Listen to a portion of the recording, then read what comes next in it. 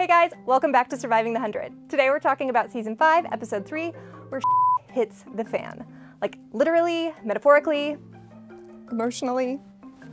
Showrunner Jason Rothenberg is hanging out with us again, and yes, I asked him about the Bellarke reunion. I got you guys. Thank you so much for coming in again. It's my pleasure. I feel like you guys have kept me chained up in this studio for a month. It's almost like we shot them all consecutively. Weird. Why are we dressed the same way? Craziness. So first I want to talk about these prisoners. We got to get a look into their dynamics and who's really in charge. Is it Charmaine or is it McCreary?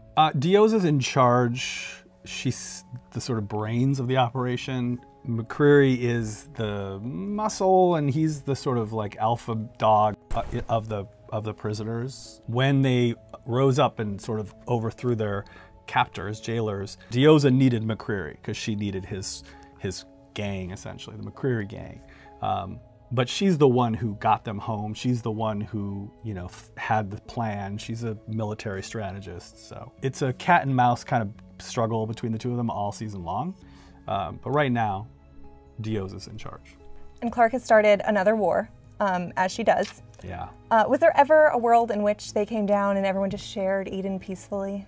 No, probably not. Things unfolded, I think, in an unfortunate way where Clarke did fire the first shot, instinctively, you know, killing the two guys that were manhandling Maddie. And from there, it was sort of human instinct took over, you know. Clarke wasn't about to give up her home. These people sort of landed in their backyard where they'd lived for 6 years, happy, and took over, moved in, took the village. You know, this was their home, as Clarke says in this episode. So yeah, they're not giving it up. And Maddie has lived a pretty peaceful life, it seems like, living alone with Clarke in this valley, this Eden. Yeah. And now she's sort of seeing a different side to Clarke. And yeah, it's a great moment when she sees like Clarke after the ship lands and she begins to see this. This is in 501, that moment where she gives her the gun and she's like, what is this side of my mom that I've not seen before? Not really her mom, guys. But like, how is that going to affect their relationship? That Maddie's going to see Clarke do everything and anything, even kill people to protect her and her home?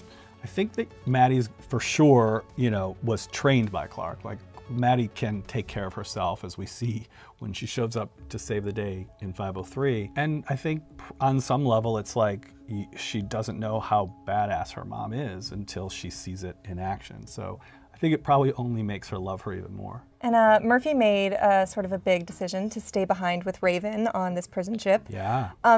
He didn't realize that there wasn't actually an escape pod. No, Why did he decide to make that decision, and would it ever have been his decision if he didn't think he could get down? I would have to say no. He would not have made that choice if he didn't think there was a life raft. Yeah, when we thought of that in the room, it was one of those moments where the idea was pitched and everybody just started laughing. We knew that it was just like classic Murphy.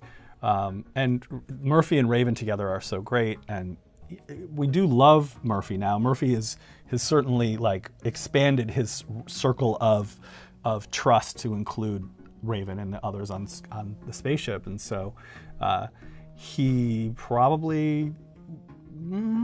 It's still a big move to stay behind with her, even with a life raft. So that moment, though, when he realizes, when Raven tells him that it wasn't there, is awesome. It's priceless. Richard is priceless in that moment. And so's Lindsay, too, the way she sort of says, yeah, you're right, it would have sucked. And she like walks away with that smile on her face. I love them. Did he maybe do it to like impress Emory, who, you know, obviously his relationship with her has fallen apart? For sure he did it to sort of partially to impress Emory.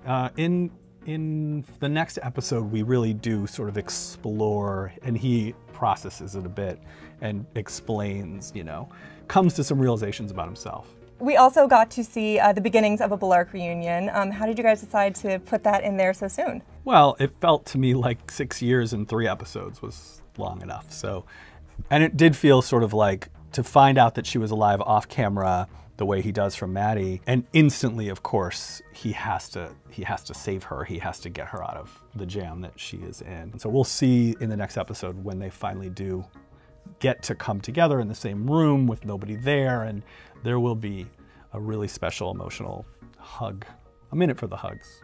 Obviously. Yeah. Well, thank you for stopping by again. My pleasure. We're gonna kick it over to Death Watch, and I honestly don't have anyone on my list at this point. I'll have to think about it. I'll have to brainstorm. When you say the Death Watch, is it like who's going to die in the next episode based on the episode that you just saw? The Death Watch is a broad thing. It's a who, based upon the events of this episode, might die eventually. Destined Doesn't to die. have to be in the next Doesn't have to be the next episode. Okay. This week on Death Watch, both Raven and Murphy make the list.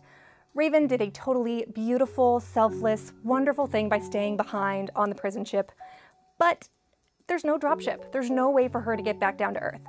Murphy did a less selfless thing. He totally thought there was a dropship, but regardless, they're both still stuck up there in space, and the likelihood that they're going to get back down to Earth without the help of the prison ship transport in the hands of people who really don't like them, it's just not it's not gonna happen. Okay guys, that's it for episode 3 of Surviving the 100. Make sure to subscribe to our channel for more episodes and behind the scenes videos.